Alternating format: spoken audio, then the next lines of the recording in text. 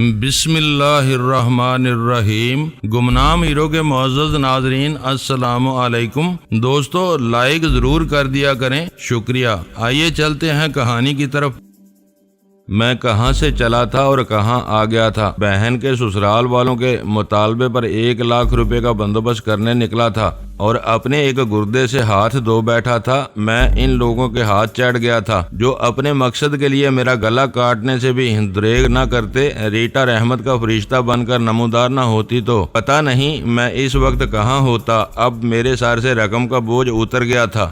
سونے سے لبالب بھرا ہوا بریف کیس میرے پاس تھا۔ عالیہ ابھی تک بے ہوش تھی، اسے اسی حال میں رہنا چاہیے تھا۔ مجھے معلوم تھا کہ ایسے مریض کو ہوش میں کیسے لایا جاتا ہے، مگر میں نے اتنا تعین کیا کسی منزل پر پہنچ کر ہی کوئی بات ہو سکتی تھی۔ وہ تو خدا کا شکر ہے کہ عالیہ میرے ہاتھ آ گئی تھی، ورنہ وہ بڑے تنتنے والی عورت تھی، ایسی عورت جو بڑے بڑوں کا پتا آب کر دیتی تھی۔ وہ ریٹا نے اس کے رعب و دبدبے کی جو داستان مجھے سنائی تھی وہ حیران کن تھی، اور اب وہ فرعون کے بانجے کی بھتیجی میری اسیر بنی تھی۔ ریٹا میرے بہت کام آ رہی تھی، میرا حوصلہ بڑھاتی تھی، میرا دل ڈولنے نہیں دیتی تھی، قدم قدم پر میرے لیے دلچسپیاں پیدا کرتی تھی۔ سچ تو یہ ہے کہ وہ نہ ہوتی تو میں عالیہ کے اس شکنجے سے مر کر بھی نہ نکل سکتا تھا۔ مجھے ریٹا نے بتایا تھا کہ ان لوگوں کا پروگرام یہ تھا کہ اگر کوئی اور موٹی آسامی مل گئی جسے میرے جیسے نوجوان کے تازہ صحت مند اور چربی چڑھے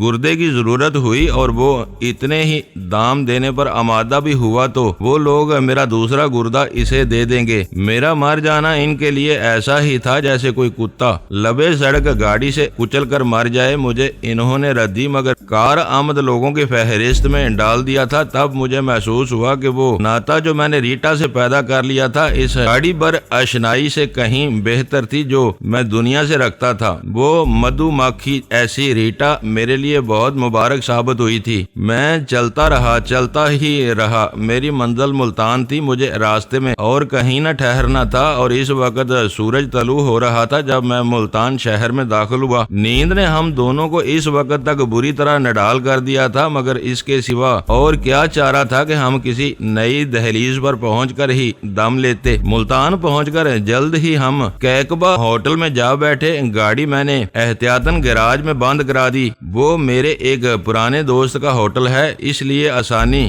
رہی۔ اس نے مجھے دوسری منزل پر 2 کمرے دے دیے۔ جب ہم ہاتھ منہ دھو کر ناشتہ کر چکے تو اس نے عالیہ کو دیکھا جو ابھی تک بے ہوش تھی۔ کیا خیال ہے مادام کو واپس لے آؤں؟ اس دنیا میں بہت سو لیا ہے اس نے۔ ہاں بابا، کیوں اس کی جان کے دشمن ہوئے ہو؟ کہیں یہ مرمرا گئی تو ہم دونوں پھٹے پر چڑھ جائیں گے۔ کیا کہتے ہیں اسے فارسی میں؟ تختہ داڑ کہتے ہیں نا، ریٹا نے کہا۔ بڑی عجیب شے تھی، وہ تختہ دار کو تختہ داڑ بنا دیا تھا اس نے۔ وہ مسکرا رہی تھی ایسے انداز میں جس سے صاف ظاہر ہوتا تھا کہ اسے مکمل یقین ہو چکا تھا کہ اس نے جیلانی پر فتح پا لی ہے اور اسے زندگی بھر اس سے روگردانی کی جرت نہ ہوگی۔ میں نے عالیہ کی اس چغتائی تصویر ایسی نرم و نازک گردن کے ایک خاص حصے پر دباؤ ڈالا، تھوڑی سی تیز مالش کی اور پھر اس کے پاؤں کے انگوٹھے کے قریب کی ایک رگ دبائی۔ اس کے بدن میں جگہ جگہ درد کا پیغام پہنچایا تو وہ کشمکشائی اور پھر عجیب انداز سے کراہتے ہوئے اس نے آنکھیں کھول دیں۔ اس وقت وہ ہوٹل کے نرم و گداز تکیے کی سمت میں مور کے رقص ایسے طرز پر پھیلے ہوئے خوبصورت پلنگ پر لیٹی تھی، اور سرمئی رنگ کا ریشمی لحاف اس پر بہت ہی بھلا لگتا تھا۔ اس کے پاؤں کی سمت بھی ایک قد آدم آئینہ لگا تھا اور سر کی طرف بھی، اور میں اس کے قریب ہی بیٹھا تھا۔ میں نے اسے ہوش میں لانے سے پہلے صرف اتنی سی زیادتی کی تھی کہ اس کی رانیں کس کر پلنگ کے ساتھ باندھ دیں اور اس کی دونوں باہیں میں نے اسی طرح سر کی طرف باندھ دی تھی جس طرح اس نے مجھے اپنے شفا کلینک میں باندھے رکھا تھا۔ ایک اور احتیاط میں نے یہ کی تھی کہ اس کے خوبصورت لبوں پر ٹیپ چپکا دی تھی تاکہ مادام شور نہ مچا سکیں۔ اس کی آنکھیں کھلی تو اس کی نظر سب سے پہلے چھت پر پڑی پڑی سامنے آئینے پر اور اس میں منعکس میری صورت پر، اور پھر وہاں سے سرکتی ہوئی اس کی نگاہ مجھ پر پڑی۔ خوف اور حیرت کا سیلاب اس کی آنکھوں میں امڈ آیا۔ پوری قوت سے وہ چیخی، مگر اس کے لبوں پر لگے ٹیپ نے اس کی آواز باہر نہ آنے دی۔ اس کی وہ ہولناک چیخ اندر ہی اندر دب کر رہ گئی۔ جب اس نے دیکھا کہ میں اس سے 2 ہاتھ دور کھڑا اپنے بدن کو خاص انداز میں حرکت دے رہا ہوں، اس میں مسکراہٹ کا ایک خاص مفہوم ہے، تو اس نے اپنی آنکھیں بند کر لیں۔ کہو کیا حال ہے میری جان؟ مجھے امید ہے تمہیں مجھے اس جگہ اس حال میں دیکھ کر بے حد خوشی ہوئی ہوگی۔ اس رات تم نے بھی تو اپنی دکان کا سارا مال میرے سامنے رکھ دیا تھا۔ یہ کہہ کر میں نے اس کے سرخ بالوں میں انگلیاں دنسا دیں۔ اس کا چہرہ تمتما اٹھا۔ میرا خیال ہے اس کا خوف بہت حد تک کم ہو گیا تھا، کیونکہ اس کی آنکھیں پیغام وصول کر رہی تھیں، اور مجھے یوں دیکھ کر اس کی کچھ حسیات بیدار ہو گئی تھیں اور کچھ دب گئی تھیں۔ یہ کچھ ایسا خوبصورت منظر نہیں تھا۔ جلد ہی میں اس صورتحال سے اکتا گیا۔ وہ بے حس اور مجبور تھی، بالکل بے زبان ہو گئی تھی۔ اسے اسی حال میں رہنا بھی چاہیے تھا، مگر میں کیوں اپنی عزت نفس کو برباد کر رہا تھا؟ کس لیے؟ ایک فحاشہ، عیار اور مکار عورت کے لیے تو یہ سب چیزیں روزمرہ کا معمول ہوتی ہیں۔ عالیہ کی نظر ریٹا پر پڑی تو وہ یوں چونکی جیسے اپنی آنکھوں پر اعتبار نہ آ رہا ہو۔ شاید وہ کچھ کہتی، مگر لبوں پر ٹیپ سدے راہ بنتی تھی۔ اپنی بے بسی پر وہ ایسی جلائی کہ اس کی آنکھوں میں آنسو لہرا گئے۔ دیکھتی ہو عالیہ، یہ زخم میں اسے کبھی نہ بھول سکوں گا۔ میرے گردے کے جو دام ملے، اس میں سے تم نے کیا وصول کیا تھا؟ میں نے ایک بار پھر اسے بالوں سے پکڑ کر جھنجھوڑ دیا۔ یاد رکھو، میں تمہیں ایسی خوفناک سزا دوں گا عالیہ کہ تم ساری زندگی یاد رکھو گی۔ بڑی قیمت دینی پڑے گی تمہیں اس گردے کی۔ عالیہ نے اپنا تنا ہوا بدن ڈھیلا چھوڑ دیا اور آنکھیں بند کر کے سسکنے لگی۔ ادھر آؤ ریٹا، میری بات سنو، میں نے دوسرے کمرے کی طرف بڑھتے ہوئے کہا۔ وہ میرے ساتھ ہی چپکتی چلی آئی۔ دیکھو، میں نہیں چاہتا کہ یہ یوں ہوش میں رہے، ہمیں کوئی چانس نہیں دینا چاہیے۔ تم وہ ٹیکا لکھو جس سے اسے بے ہوش یا نیم بے ہوش رکھا جا سکتا ہے۔ ابھی اسے دودھ وغیرہ پلا دو، میں ٹیکا، سرنج اور دوسرا سامان منگاتا ہوں۔ ٹیکا خود لے آؤں گا جا کر، پھر ہم اسے سلا دیں گے۔ یہ ٹھیک رہے گا، مگر تم کرو گے کیا؟ اس کا اچار تو نہیں ڈالنا ہے ہمیں؟ لعنت بھیجو اس پر۔ دیکھتی ہو میں کیا کرتا ہوں، تم میرے کہنے پر عمل کرتی جاؤ۔ اس نے اسی وقت مجھے ان گنڈوں کے بریف کیس سے قلم اور کاغذ نکال کر ٹیکے کا نام، سرنج، روئی اور دوسری ضروری چیزوں کی فہرست بنا کر دے دی۔ روپے میں نے عالیہ کے ہینڈ بیگ سے نکال لیے اور ان کمروں کو باہر سے مکفل کر کے بازار چلا گیا۔ وہاں سے میں نے نہ صرف ٹیکے خریدے بلکہ اپنے لیے اور ریٹا کے لیے ریڈی میڈ کئی سوٹ بھی خرید لیے۔ میرے پاس پہننے کے لیے تو کچھ بھی نہیں تھا۔ کوئی آدھے گھنٹے بعد جب میں واپس آیا تو میری جان میں جان آئی۔ ہوٹل میں ہر طرف خیریت تھی۔ مجھے یہ ڈر تھا کہ میں نے ریٹا پر اندھا دھند اعتبار کر کے خود کو تباہ نہ کر لیا ہو۔ کچھ بعید بات نہ تھی کہ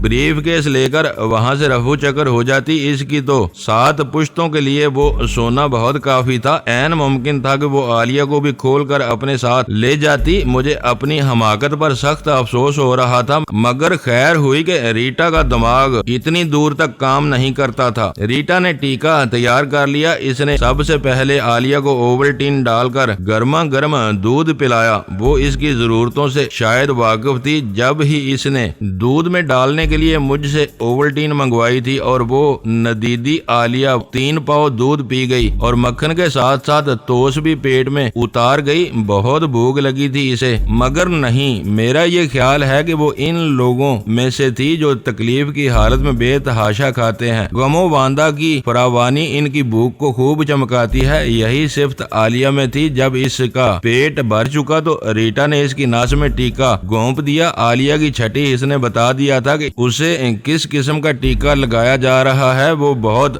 گریزاں رہی، بڑا زور مارا، اس نے کسی طرح سوئی نس میں نہ اترے، مگر ریٹا نے اسے معاف نہیں کیا اور میرے دیکھتے ہی دیکھتے وہ چند ثانیوں میں بے سدھ ہو گئی۔ بڑی بے رحم ہو تم ریٹا، کتنی عاجزی، انکساری اور دلوں کو گرفت میں لینے والی فریاد تھی اس عالیہ کی آنکھوں میں۔ میں نے بہت زیادہ متاثر ہو کر کہا، زیادہ شاعری کی ضرورت نہیں ہے مسٹر جیلانی، اپنے کام سے کام رکھو اور عورتوں کے معاملے میں ٹانگ مت اڑاؤ۔ اور کیا اڑاؤں ان کے معاملے میں نے اس کی آنکھوں میں جھانکتے ہوئے کہا اور وہ تل ملا سی گئی، لال پیلی آنکھیں کرتی ہوئی بولی، اپنا سر سمجھے ایک دم، واہ یاد آدمی ہو تم، ٹیم پھول، عورتوں سے ایسے باتیں کیا کرتے ہو؟ اور کیسے باتیں کی جاتی ہیں؟ ڈیوڈ ہٹساں کی اولاد، اتاروں تیرا بھی چھلکا۔ میں نے اس کو بالوں سے پکڑا، چلو اب ہم بھی سو جائیں، بہت تھک گئے ہیں۔ میں کہاں سوؤں گی، تم یہ سب پردے کھینچ دو، دروازہ بند کر دو، درمیان کا دروازہ کھلا رکھو اور عالیہ کے ساتھ والے اس پلنگ پر سو جاؤ، میں اس کمرے میں سوؤں گا، مجھے کیوں ادھر نہیں سلاتے ہو؟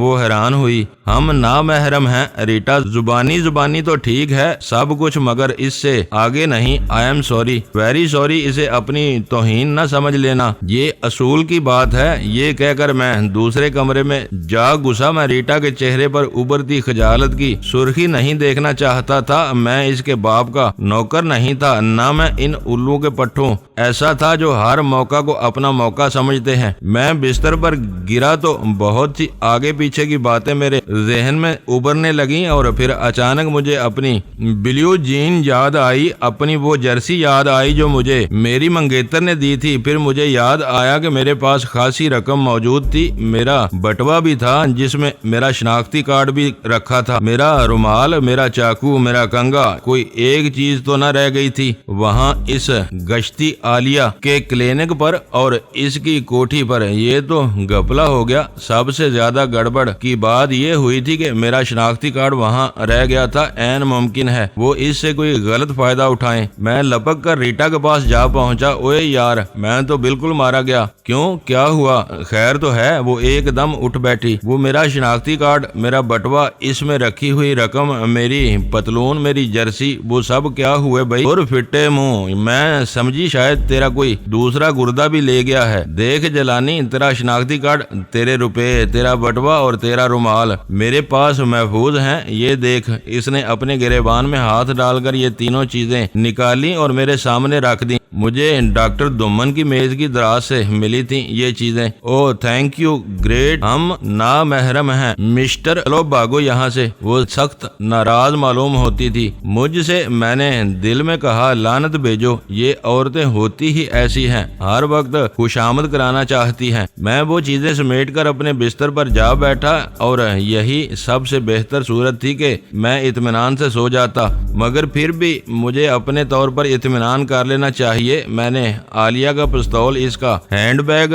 گنڈوں کا بریف کیس اور دوسری تمام چیزیں اپنے کمرے میں رکھ لی تھیں۔ جس کمرے میں وہ دونوں تھی وہاں سے باہر نکلنے کا صرف ایک ہی راستہ تھا، اور وہ تھا درمیانی دروازہ۔ وہ بھی میں نے بند کر لیا اور اندر سے چٹکنی چڑھا دی۔ اب میں بالکل مطمئن تھا، مگر وہ اطمینان بالکل کھوکھلا ثابت ہو رہا تھا۔ نیند مجھ سے کوسوں دور تھی۔ میرے دل میں یہ خوف ابھر رہا تھا کہ ڈاکٹر دومن کی دراز سے میرے شناختی کارڈ کے ملنے سے اس بات کا ثبوت فراہم ہوتا تھا کہ وہ لوگ میرے گھر کے پتے سے آشنا ہو چکے تھے۔ ان کے کلینک سے میرے بھاگ نکلنے کے بعد وہ ضرور میرے گھر پر گئے ہوں گے۔ خدا جانے ان لوگوں نے میری ماں سے کیا کہا ہوگا، میری بہن سے کیا سلوک کیا ہوگا۔ ان کو اپنے گھر میں دیکھ کر میری ماں کا تو برا حال ہو گیا ہوگا۔ وہ ان سے میرا پتہ پوچھتے ہوں گے۔ ان دونوں ماں بیٹی پر کیا بیتی ہوگی؟ یہ سارے سوال میرے ذہن میں سانپوں کی طرح پھن پھیلا کر پھنکارنے لگے۔ میں اٹھ بیٹھا۔ میرے لیے ان حالات میں سو جانا کسی طرح بھی ممکن نہ تھا، اور میری سمجھ میں یہ بات نہیں آتی تھی کہ میں عالیہ کو کیوں پکڑ لایا ہوں، اس سے میں کیا فائدہ حاصل کر سکتا ہوں۔ ایک ہی صورت تھی اپنی شکست کا بدلہ دینے کی کہ میں انہیں مجبور کر دیتا کہ وہ 5 لاکھ ریال کی پوری رقم میرے حوالے کر کے عالیہ کو لے جائیں، ورنہ میں اسے قتل کر دوں گا۔ ویسے بھی اس کا زندہ رہنا میری نظر میں کسی طرح بھی مفید نہ تھا۔ ریٹا نے بتایا تھا کہ وہ گردے کے آپریشن میں بہت ماہر ہے، اور اس کی یہی مہارت اسے شیطان کی راہ پر لے گئی تھی۔ میں کتنی ہی دیر تک وسوسوں میں ڈوبا رہا، میرا ذہن بری طرح الجھا جا رہا تھا۔ میں پلنگ پر لیٹا رہا اور سوچتا رہا، مگر مجھے اپنے مسئلے کا کوئی حل سمجھ نہ آیا۔ کوئی صورت ایسی نہیں تھی کہ میرا گردہ مجھے واپس مل سکتا، کسی طور بھی اس نعمت کو دوبارہ نہ پا سکتا تھا۔ ان لوگوں نے مجھ پر جو ظلم کیا تھا اس کا اندازہ ہی نہیں کیا جا سکتا تھا۔ میرا دل لہو روتا تھا اس دن میں نے اپنے تکیے پر بہت آنسو بہائے، خدا گواہ ہے مجھے اپنی بے بسی پر اس روز بہت رونا آیا۔ میری چھوٹی سی غلطی کی ان لوگوں نے مجھے اتنی بڑی سزا دی تھی کہ اس کا تصور بھی نہ کیا جا سکتا۔ میں انہی سوچوں میں دیر غلطاں رہا اور پھر آپ نیند نے آگے بڑھ کر میری آنکھیں بند کر دیں اور میری سوچ کے دریچوں پر تاریکیوں کے پردے گرا دیے۔ میں جب سو کر اٹھا تو دن ڈھل رہا تھا، سہ پہر کے 3 بج چکے تھے۔ میری نیند کا قفل کھلا تو فوراً ہی مجھے عالیہ یاد آئی اور میں بستر سے اٹھ کر دوسرے کمرے میں پہنچا۔ عالیہ ہوش میں آ چکی تھی، اس کی آنکھیں تھیں مگر منہ بند تھا، اس پر وہ مضبوط ٹیپ ابھی تک موجود تھا اور اس نے دونوں باہیں سر کی طرف پلنگ سے بندھی تھیں۔ اس کے بدن پر ریٹا نے کمبل ڈال دیا تاکہ وہ سردی سے بچ جائے۔ عالیہ کی وہ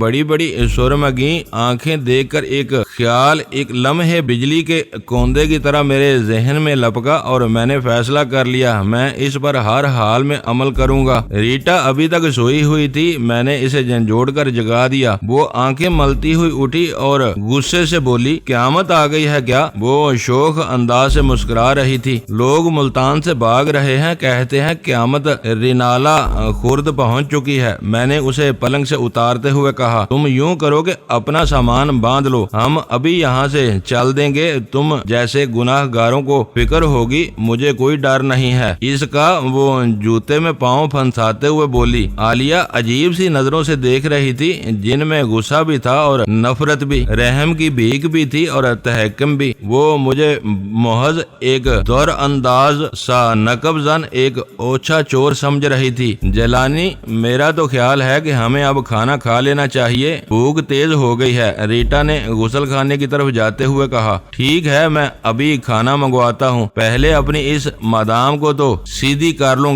یہ کہہ کر میں نے عالیہ کے منہ سے ٹیپ اتار دی، پھر میں نے اس کی دونوں کلائیاں بھی کھول دیں۔ اب اٹھ جا، ذرا کمر سیدھی کر لے۔ وہ کچھ نہیں بولی، پلنگ پر سیدھی ہو کر بیٹھ گئی۔ اگر تو نے شور مچایا تو یہاں کوئی تیری مدد کو نہیں آئے گا اور اپنی زبان کھول کر تو اپنی موت کو اور زیادہ قریب کر لے گی، سمجھی؟ یہ لے، پہلے تو یہ دودھ کا گلاس پی، میں نے میز پر سے اس کے لیے منگوایا ہوا دودھ کا مگ اٹھایا اور گلاس بھر کر اس کے لبوں سے لگا دیا۔ وہ بہت گاڑھا اور بلائی سے لدا پھندا دودھ تھا جسے عالیہ نے بڑی رغبت سے پیا۔ ہاں تو اب بتا عالیہ کہ میرے گردے کی کتنی قیمت ملی ہے تجھے؟ اس نے بڑی نخوت سے منہ پھیر کر دوسری طرف کر لیا۔ میری بات کا جواب دو، میں تمہاری خوشامد نہیں کر رہا ہوں، جو پوچھتا ہوں ٹھیک ٹھیک بتاؤ۔ میں نے بالوں سے پکڑ کر اس کا رخ اپنی طرف کر لیا۔ کتنے پیسے ملے تھے تمہیں؟ 5 لاکھ ریال۔ اس کی زبان کھل گئی۔ آپریشن کس نے کیا تھا؟ ڈاکٹر دومن نے۔ تمہارا اس سے کیا رشتہ ہے؟ وہ میرا خاوند ہے۔ تم نے ڈاکٹر کی سند کہاں سے لی تھی؟ میں ڈاکٹر نہیں، نرس ہوں، کڈنی ڈیزیزز کے 2 کورس پاس کیے ہیں میں نے۔ لوگ یہی سمجھتے ہیں کہ میں FRCS ڈاکٹر ہوں۔ میرے خاوند نے یہی بات مشہور کر رکھی ہے۔ یہ کورس کہاں سے پاس کیے تھے تم نے؟ لندن سے۔ وہاں تم کتنا عرصہ رہیں؟ 1.5 سال۔ خرچ کس نے برداشت کیا تھا؟ ڈاکٹر دومن نے۔ اس سے شادی تم نے کب کی؟ لندن سے واپس آنے کے بعد۔ میرا گردہ نکالنے سے پہلے تم اور کتنے لوگوں پر چاقو چلا چکی ہو؟ 70 آدمیوں پر۔ وہ کون تھے؟ وہ بھی تم جیسے چور تھے، اچکے تھے، 2 ٹکے کے آدمی تھے۔ انہیں تم کس طرح اس کام پر آمادہ کرتی تھی؟ ان میں سے اکثر لوگوں کو تو سواد خان پھانس کر لایا تھا۔ وہ کس طرح؟ وہ ایسے گروہ میں اٹھتا بیٹھتا ہے جو چوری چکاری اور ڈاکہ زنی میں بدنام ہے۔ وہاں وہ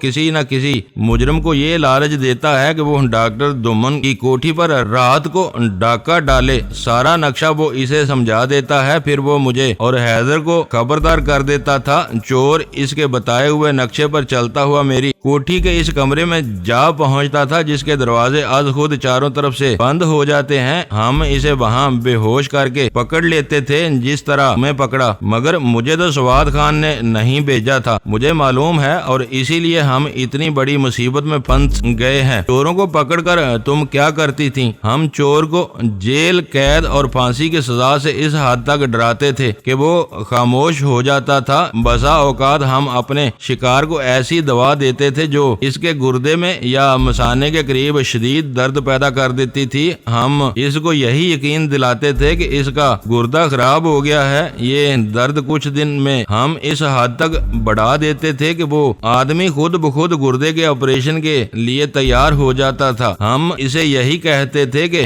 گردہ نکارا ہو چکا ہے اور اس کا نکال لینا ہی بہتر ہے، اور اس طرح ہم اس کو ایک گردے سے محروم کر دیتے تھے۔ ان گردوں کو تم کہاں بیچتی تھی؟ ان میں سے زیادہ تر ہم عرب ملکوں میں بیچتے رہے ہیں۔ وہاں گردوں کی اتنی ضرورت کہاں سے پیدا ہو گئی؟ عرب ممالک میں پانی کی علائشیں ایسی ہوتی ہیں کہ ادھیڑ عمر کے لوگوں میں سے اکثر کے گردے نکارا ہو جاتے ہیں، جس کی وجہ سے انہیں باقاعدگی سے مشین کے ذریعے اپنا خون صاف کرانا پڑتا ہے۔ مگر وہاں ایسے امیر آدمی ہیں جو اربوں ڈالر کے مالک ہیں۔ ان کے نکارا گردوں کی جگہ ہم نیا صحت مند گردہ لگا دیتے ہیں تو وہ صحت یاب ہو جاتے ہیں۔ ان سے ہم نئے گردے کی قیمت کبھی 5 لاکھ ریال لے لیتے ہیں، کبھی 10 لاکھ ریال۔ یہ بات آدمی پر منحصر ہے، جتنا بڑا آدمی ہوتا ہے اتنی بڑی قیمت۔ عالیہ بڑی صاف گوئی سے کام لے رہی تھی، اس کا چہرہ اس لمحے ہر قسم کے جذبات سے عاری تھا۔ وہ یوں مجھے اپنی اس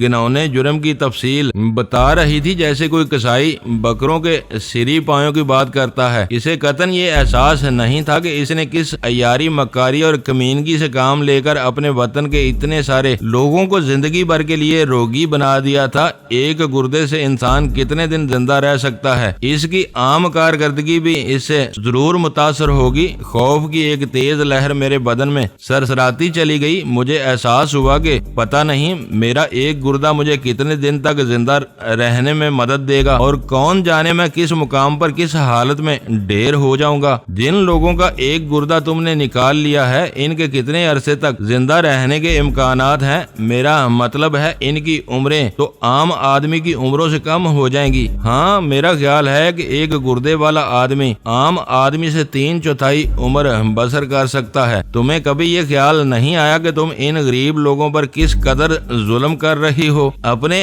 خاوند کے لیے تم نے 70 جوانوں کو تباہ کر دیا اور میں 71واں ہوں۔ وہ غریب نہیں تھے، وہ بھی ظالم تھے، ہمیں لوٹنے آتے تھے، مگر انہیں تو سواد خان بیچتا تھا۔ اس سے کیا ہوتا ہے؟ انہیں نہ بھی کہا جائے تو بھی وہ لوگوں کو لوٹنے سے باز تو نہیں رہتے، جیسے تم وہاں گھسائے تھے۔ بڑا تنتنا پیدا ہو چلا تھا اس کے لہجے میں، جیسے وہ مجھے بہت کم تر، بہت ادنا اور گھٹیا سمجھ رہی ہو۔ بات وہ یوں کر رہی تھی مجھ سے جیسے وہ کسی مریض کو بتا رہی تھی کہ اس کا مرض کتنا شدید ہے۔ میں نے اس کے لب و لہجے سے صرف نظر کیا۔ تم نے ریٹا کا بھی گردہ نکال لیا تھا؟ ہاں، ایک عورت کو اس کی ضرورت پڑ گئی تھی، وہ پاکستانی تھی، اس سے ہم نے 2 لاکھ روپے لیے تھے۔ اس کی یہ بات سن کر میرا خون کھول گیا، مگر میں نے ضبط کیا۔ اچھا یہ بتاؤ اس کام میں کتنے آدمی شریک ہیں؟ ہم 7 آدمی ہیں، جن میں 3 ڈاکٹر ہیں، 2 نرسیں، ایک سواد خان اور ایک اس کا ساتھی قاسم۔ نرسیں کون کون ہیں؟ ایک تو میں ہوں اور ایک عذرا، اسے تم نے شاید نہیں دیکھا۔ میں نے تو شاید قاسم کو بھی نہیں دیکھا ہے۔ تم نے یہ ساری باتیں مجھے بتا دی ہیں۔ کیا تم سمجھتی ہو کہ میں پولیس کو تمہارے خلاف حرکت میں نہیں لا سکتا؟ پولیس کے پاس ہمارے خلاف کوئی ثبوت نہیں ہوگا، البتہ ہمارے ہر شکار کے چوری کے جرم کی شہادت ہمارے پاس اس کی تصویروں کی صورت میں محفوظ ہوتی ہے، جو ہمارے خفیہ کیمروں سے اتاری جاتی ہیں۔ کوٹھی کے مختلف کمروں میں یہ کیمرے لگے ہیں، تمہاری تصویریں بھی ہمارے پاس محفوظ ہیں۔ تمہارے ہاتھ میں کھلا چاقو مجھ پر اٹھایا ہوا، تمہارا ہاتھ سیف میں چابی گھماتے ہوئے، تمہارے چہرے کی کیفیت سب ہمارے کیمروں میں محفوظ ہے۔ اب تک تم نے کتنا مال جمع کیا ہے؟ میرا خیال ہے کہ ہم میں سے ہر ایک کے پاس 70 لاکھ تو ضرور ہی جمع ہو گیا ہوگا۔ میرے پاس 90 لاکھ ہے۔ کہاں رکھتی ہو تم یہ رقم؟ یہ ساری کی ساری رقم ایک غیر ملکی بینک کی شاخ میں جمع۔ کس شاخ میں؟ یہ میں نہیں بتا سکتی، اس نے اپنی بازو پھیلا کر انگڑائی لیتے ہوئے کہا۔ ریٹا ابھی تک نہا رہی تھی۔ جانتی ہو میں تمہیں یہاں کس لیے لایا ہوں؟ تم انتقام کی بات سوچتے ہو، مگر میری بات یاد رکھو، تم کچھ نہ نہ کر سکو گے، میں آج نہیں تو کل صبح تمہارے قبضے سے نکل جاؤں گی۔ کس طرح؟ وہ اس طرح کہ سواد خان اب تک اپنے آدمیوں کو حرکت میں لا چکا ہوگا جن کی خدمات ڈاکٹر دمن نے ڈھیروں روپے دے کر خرید رکھی ہیں۔ یہ کون لوگ ہیں؟ ان کے بارے میں تمہیں میں کچھ نہیں بتاؤں گی، وہ اپنا کام کر چکے ہوں گے، اور تمہیں کیا پتا کہ وہ اب تک تمہارے کتنے رشتہ داروں کو اٹھا چکے ہوں گے۔ تمہیں ہوش جب آئے گا جب پانی تمہارے سر پر سے گزر چکا ہوگا۔ اس نے نہایت ہی یک بستہ لہجے میں کہا۔ ایک آہنی عزم اس کے لہجے پر نمایاں تھا، لگتا تھا کہ وہ سارے جہان کو تہ و بالا کر سکتی ہے۔ وہ ایسے نازک بدن، شولے ایسے سرخ بالوں والی عالیہ، اس کی وہ ساری باتیں سن کر میں حیران رہ گیا تھا۔ وہ لوگ ایسے بھی خطرناک ہوتے ہیں۔ میں نے اس کی پگڈنڈی پر پہلا ہی قدم رکھا اور تباہ ہو گیا، اور یہ ایک حقیقت ہے جو بے گناہ معصوم لوگوں کی جانوں سے کھیل رہا ہے۔ جانے کب سے مصروف عمل ہے، مگر کوئی اس کا بال بیکا نہیں کر سکا، اور اب یہ ناگن میرے سامنے فن پھیلائے بیٹھی ہے، کہتی ہے کہ پتہ نہیں اس کے آدمیوں نے اب تک میرے کتنے پتے دیے ہوں گے۔ میں نے کھانے کے لیے بہت پہلے گھنٹی بجا دی تھی۔ ابھی سے سلسلہ گفتگو جاری تھا کہ بیرا کھانے سے لدی پھندی 2 ٹرے لے کر ہمارے کمرے میں گھس آیا۔ لو وہ کھانا بھی آ گیا ہے۔ میرا خیال ہے کہ تمہیں بھوک تو ضرور لگی ہوگی۔ کیوں نہیں، کھانا تو میں ضرور کھاؤں گی، تم مجھے خوفزدہ نہیں کر سکتے ہو۔ جیلانی، تمہاری کوئی حیثیت ہی نہیں ہے میرے سامنے۔ بیرے نے چونک کر پہلے اسے اور پھر مجھے بڑے غور سے دیکھا۔ ابے جا، تو میاں بیوی کے معاملے میں کیوں کان کھڑے کرتا ہے؟ چل بھاگ یہاں سے اور دیکھ کچھ باپ بھی لیتے آؤ، میں نے بیرے کو ڈانٹ دیا۔ ریٹا بہت جیمپی تھی، وہ اپنی مالکن کا سامنا کرنے سے کترا رہی تھی۔ عالیہ تھی بھی ایسی ہی دبنگ، اس نے کلینک کے عملے پر لرزہ طاری کر رکھا تھا۔ گھبرا مت میری چمک چھلو، بیٹھ جا ادھر، یہ بے بس ہے اگرچہ ناگن ہے، بیٹھ جا ادھر میرے پاس، اس کی تو میں ٹانگیں چروا دوں گی۔ جیلانی، یہ ریٹا سمجھتی کیا ہے خود کو، یہ اپنے انجام کو ضرور پہنچے گی، عالیہ نے ناک سکوڑتے ہوئے کہا، اور مرغ کی ٹانگ پر پل پڑی۔ مگر تیرے بعد مدام، تیرے بعد، کیونکہ کل صبح تک تو میں ہی تیرا قصہ پاک کر چکا ہوں گا، میں نے دھمکی امیز لہجے میں کہا۔ اب یہ بکواس بند کرو اور کھانا کھا لو، نعمت سامنے رکھ کر بھی تمہاری زبان بند نہیں ہوتی، عالیہ نے بڑے روب سے کہا۔ حد ہے یارو، وہ مجھے ایسا ہی مٹی کا مادو سمجھتی تھی، ذرا برابر پرواہ نہیں اسے، وہ سمجھتی تھی میں یوں ہی ڈرامہ کر رہا ہوں اس کے ساتھ، جس کا حقیقت سے واسطہ نہیں۔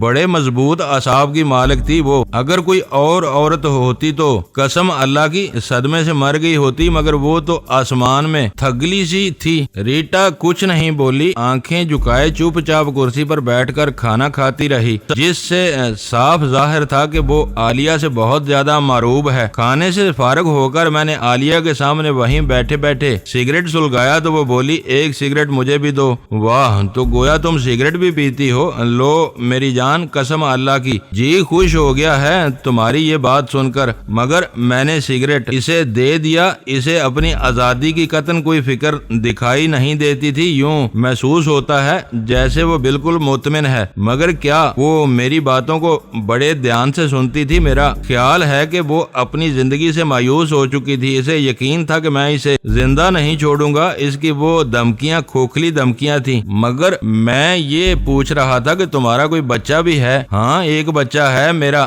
10 سال کا ہے وہ، اسے میں نے نیو یارک بھیج رکھا ہے، وہیں پڑھ رہا ہے۔ تمہاری عمر کتنی ہے؟ یہی کوئی 30 سال ہوگی۔ وہ بچہ ڈاکٹر دمن سے ہے؟ ہاں، تو اور کیا تم سے ہے؟ مجھ سے بھی ہو سکتا تھا۔ اس رات گاؤن تو تم نے اسی انداز میں اتارا تھا جیسے کوئی پہلوان اکھاڑے میں خم ٹھونک کر اترتا ہے۔ وہ مسکرائی، عجیب سے بیدوں بھرے گہرے گہرے رنگوں سے مزین خالصتاً نسائی انداز میں۔ میں نے کوئی ایسا مرد نہیں دیکھا تھا جو ایسی صورتحال میں اپنے حواس پر قابو رکھ سکے۔ میرا خیال تھا کہ تم مرد ہی نہیں ہو، مگر اب میرا خیال ایسا نہیں ہے۔ کیوں؟ اب کیوں ایسا نہیں ہے؟ ریٹا تمہارے کمرے میں جو کچھ کرتی تھی اس کی مجھے خبر رہتی تھی۔ میرا دماغ الٹنے لگا، اتنے لمبے ہاتھ تھے ان لوگوں کے، پھر بھی تم نے اسے اتنی کھلی چھٹی دے رکھی تھی۔ ہم اس رات کے منتظر تھے جب رات وہ تمہاری زنجیر کاٹ دیتی، اور وہ رات آ گئی۔ ہاں آئی تو مگر ہمارے لیے پریشانی لائی، ہمارے حساب میں کچھ غلطی رہ گئی تھی، ہمیں نہیں معلوم تھا کہ تم سواد خان کو اتنی آسانی سے زیر کر لو گے۔ میں مکمل ہدایت دے کر کوٹھی پر واپس آ گئی تھی۔ میں اس کے سامنے سمٹ کر اپنے ہی